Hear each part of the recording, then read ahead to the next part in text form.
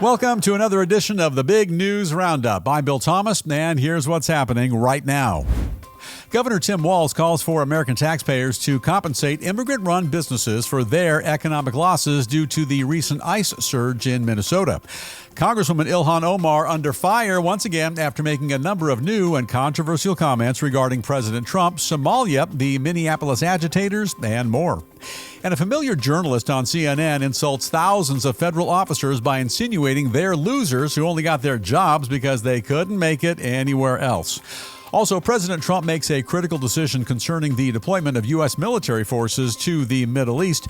And all of Hollywood, in an uproar after a new video surfaces showing a brutal rooftop fist fight between showbiz legends Tom Cruise and Brad Pitt. Say it isn't so. All this and a whole bunch more, it's coming up right now on the Big Roundup. We finally survived Friday the 13th, got a great deal to get to today, and we begin with this. Following the recent announcement that ICE is finally winding down their operations in Minnesota, Governor Tim Walz now claims they're leaving behind a trail of economic ruin in their wake, and furthermore, that American taxpayers should pick up the tab. I think it's what they call Minnesota logic. Walz says he's now planning to dole out at least $10 million in tax money to help out a bunch of small businesses throughout the state, which have allegedly suffered extreme financial damage, all due to the recent ICE surge. No, they've suffered extreme financial damage because you, Mr. Walz, are an incompetent state leader. Even more specifically, he says he plans to direct as many of those funds as he can to immigrant small business owners, claiming that it's the least he can do because the federal government needs to pay for what they just broke in Minnesota. According to Team Walz, a large number of companies are now facing extreme and perhaps insurmountable economic hardships, which are directly due to the recent federal immigration enforcement efforts in their state, resulting in what Walz himself calls a once-in-a-lifetime generational trauma. Well, yeah, he created the injury, and now he wants taxpayers to pay for this some kind of emergency surgery. In his appeal for public sympathy, the governor goes on to say that for most of our country's history, immigrants who own small businesses have been the epitome of the American dream, that his administration truly values everything which they bring to our country, and that ultimately immigration is at the core of who we are as an entire nation. Although he accidentally left out the part about legal, lawful immigration. Furthermore, he says that claims that the Trump administration's intentional retribution campaign against Minnesota has inflicted long-term damage on the entire region, that recovery is certainly not going to happen overnight, and that his team will do everything in their power to help people rebuild and stabilize their businesses. Well, great that Timmy wants to help because, in my mind, he's the instigator-in-chief. This is all his doing. As a result, his reparations proposal includes what are being called forgivable loans of up to, get this, $25,000. Forgivable. Well, that's not a loan, it's a gift. Each of which will be handed out to eligible organizations that can show they suffered substantial revenue loss during the recent ICE operation. And for their part, Republican critics say the governor's new loan plan simply opens up yet another avenue for fraud, more fraud in the state, adding that Minnesota taxpayers don't deserve to have any more of their hard-earned money stolen from right out from under them. Think about it. Makes perfect sense. Final thoughts, and this is the News Roundup Lowdown. Here's what I'm thinking. With all due respect for this conflict-generating cretin, Governor Tim Walz, who, by the way, couldn't balance a checkbook, let alone manage the entire state of Minnesota, this guy's absolutely twisted, way out of line, completely out of touch with reality.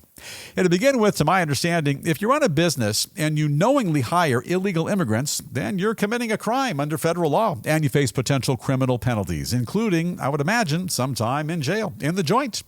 You know, I get it. Illegal immigrants might work for a lower wage, and for a number of business owners, that's going to improve your bottom line. But look, if the only way you can run a business is by breaking the law and employing other lawbreakers, illegal immigrants, then you clearly don't know how to run a successful operation. Now think about it. United Airlines, they could save a ton of dough if they hired flight attendants to steer the big jumbo across the planet. But they'd be in violation of a bunch of federal laws. And best guess is there would certainly be some safety concerns for all those folks who are simply trying to get to their next destination. Yeah, it'd be kind of a dumb idea. Finally, this nitwit, Old Man Walz, wants to take your tax dollars and funnel that dough over to law-breaking and competent business owners because, in his mind, they're the real victims. That's just rich. If he actually gets away with that, then he's absolutely the single most ignoble politician in our entire country. All right, stick around Minnesota just a bit longer and turn our spotlight to Representative Ilhan Omar, who just can't seem to stop herself from stirring up trouble and insulting anyone she disagrees with at every chance she gets. Our little troublemaker, you gotta love her. This time around, the Somalia-born congresswoman is aiming her venom at federal officers, also ICE agents, and even President Trump himself. And at this point, even some of her own fellow lawmakers on Capitol Hill think she's definitely crossed an unspoken line. You know, I say it all the time on this program. Madam Ilhan Omar, please, be quiet. Now to begin with, Omar is now accusing federal ICE agents of unleashing what she calls militarized racial terror on the streets of Minneapolis, all as part of some kind of a deliberate attempt to demonize her Somali community. Well, wholly inaccurate, but dear child, prather on, continue on. She goes on to claim that the recently concluded Operation Metro Surge shows just how far ICE is willing to go in order to terrorize and intimidate people of color, adding that many innocent people in her community were ultimately forced to go into hiding just to escape their authoritarian abuse of power. Gotta love a gal who plays the race card and the victim card and all at the same time. And I think they call that political multitasking. Furthermore, Omar argues that the pain and cruelty which the Trump administration inflicted on her community will linger forever, that young children will carry the trauma for the rest of their lives, and that no Minnesotan will ever forget the moment in which their own government turned against them. In my mind, that's kind of utter delusion. As a result, like a broken record, she's once again calling for the rogue agency of ICE to be completely abolished, for independent investigations into the murders of protesters Renee Good and Alex Preddy, and for economic restitution for the harm inflicted upon Minnesota businesses. She also vows she'll never rest until she makes sure this kind of abuse and terror, as she calls it, can never happen again. Same old song and dance.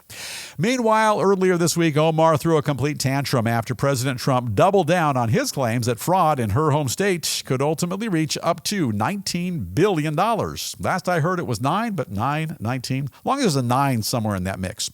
On social media, she accuses the president of using those claims to deflect attention away from the Epstein scandal before describing in ugly detail how certain criminals are treated in Somalia. Hey, newsflash, doll, this isn't Somalia, it's America. And 47 is not the person of interest in this big, juicy Minnesota scam.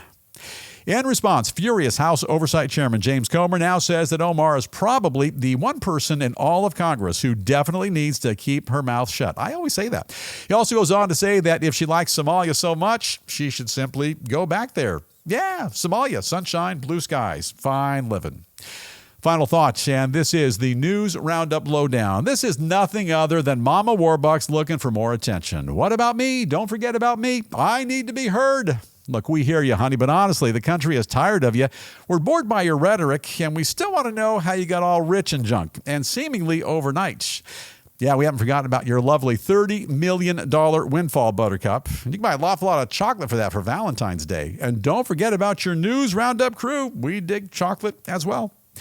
Now, look, just for clarification, everything she's yakking about, this is nothing more than a low-rent undergraduate course called Historical Revisionism 101, an extension course you can take in Ilhan Omar's corrupt 5th District in Minnesota. You know, for starters, there was no terror, racial or otherwise, unleashed on the streets of Minnesota. Very dramatic, honey. Nobody's been harassed, treated unfairly, or in some way abused, and she is, in fact, twisting and distorting the narrative. Here's the real deal. I know you already know this. They had a substantial number of illegal immigrants in the Minneapolis area. Federal agents were deployed to the region to find, detain, and deport those folks. And in the course of their mission, city and state leadership propped everybody up, encouraged them to fight back. The mob mentality, it kicked in. And the safety of federal agents, you saw it. It was compromised. Omar is simply trying to pull a third-rate switcheroo on you. And this is a war which her and her accomplices dreamed up. You saw it. People got hurt. 2 individuals actually killed. And perhaps this whole mess was orchestrated as a means to an end to get everyone's mind off the billions of dollars of fraud in that state. You know, top to bottom, Minnesota is the single most poorly run state in the country. Politicians like Governor Walz, Moneybags Omar, and Mayor Fry, they thrive on lawbreakers, chaos, and disorder. And every day they remain in office is just one more day of something we affectionately refer to as Minnesota misery. All right, switching gears now and turning to a shocking insult which has just escaped from the mouth of a well-known journalist and which is aimed squarely at the competence of our nation's brave and heroic federal law enforcement officers. In a recent TV interview with Senator Amy Klobuchar, CNN host Anderson Cooper is in the process of discussing the Trump administration's recent drawdown of ICE agents from Minnesota when he suddenly pivots and focuses his indignant rage on those federal officers themselves. Don't do that.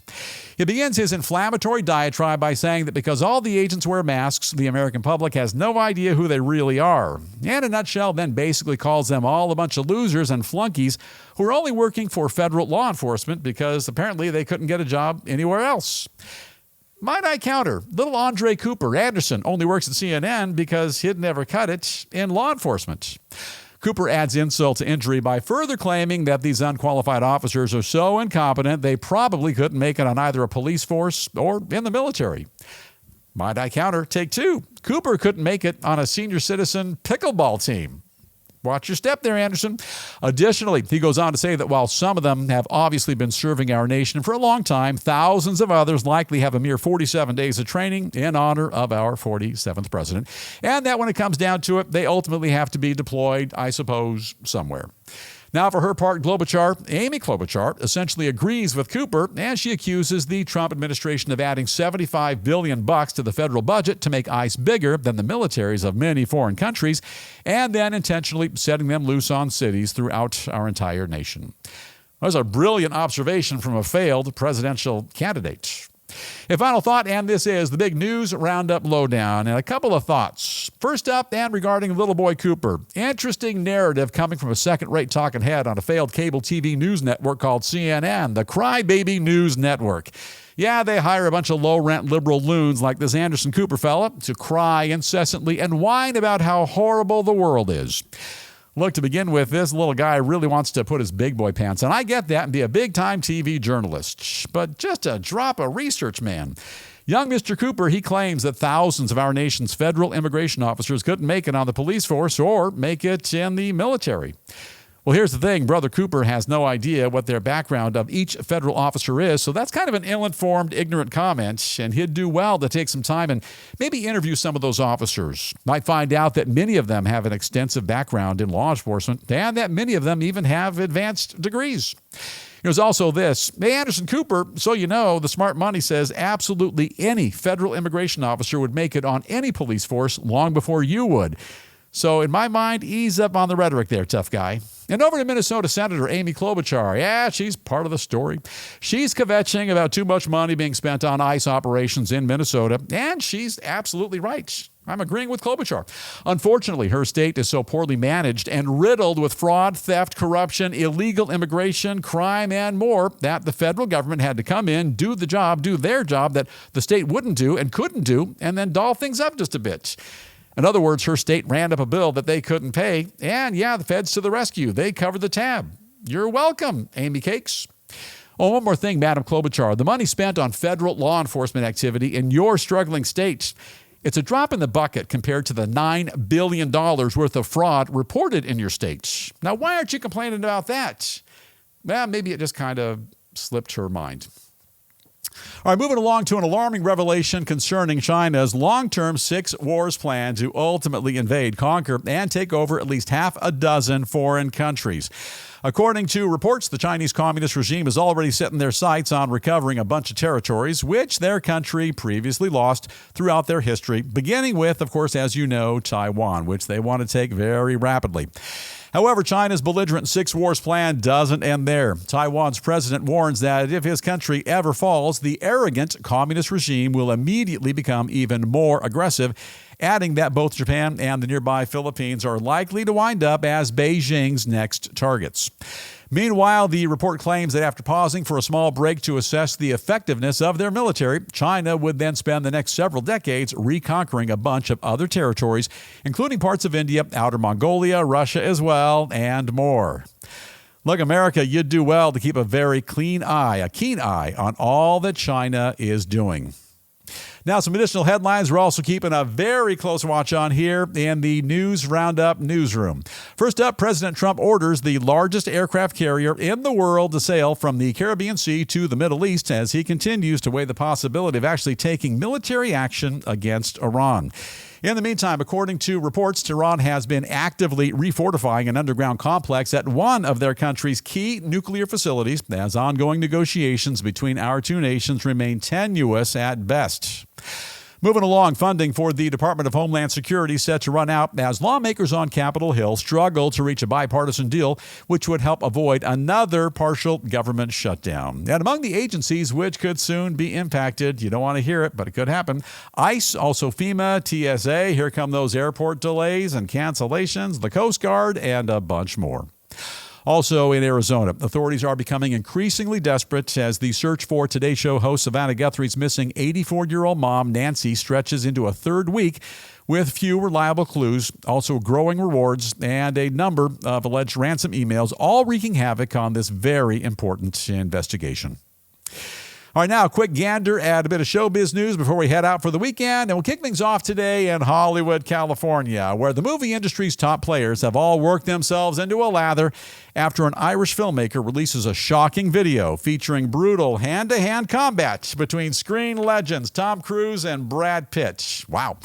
As it turns out, the 15-second long clip was made with the help of a Chinese company's new AI program, and critics are now concerned that artificial intelligence might soon spell doom for the entire industry.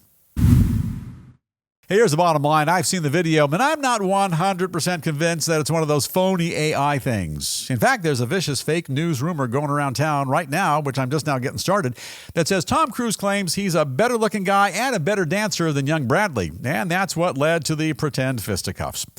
Now, look, maybe it is one of those goofy AI mock-ups, or maybe, just maybe, this is a big part of an ad campaign for a superstar MMA fight on pay-per-view, and my money's on young Bradley. Are turning now to a galaxy far, far away. A legendary Star Wars actor is now coming under fire for charging movie buffs a ludicrous price just to get his John Hancock.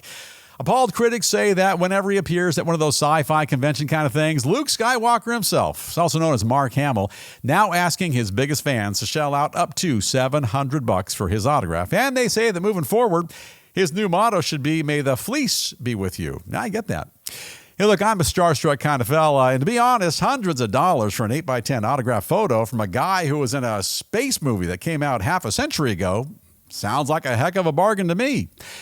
On the other hand, Frank Sinatra once said, if you can't give away what you possess, then it possesses you.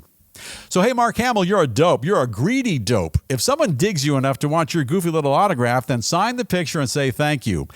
If that's a problem for you, I'll pay for the pen and for your goofy little 8x10s. Don't be cheap. Don't be greedy. And with that, it's time to call it a wrap on the Big News Roundup. Have an awesome day today. Stay safe. Enjoy your Valentine's Day and treat your loved ones right. If you haven't done so already, it's right there. Hit that old subscribe button. With that, we're going to dim the lights, ease our way into the weekend, fade to black, and we'll see you right back here next time for another episode of the Big News Roundup.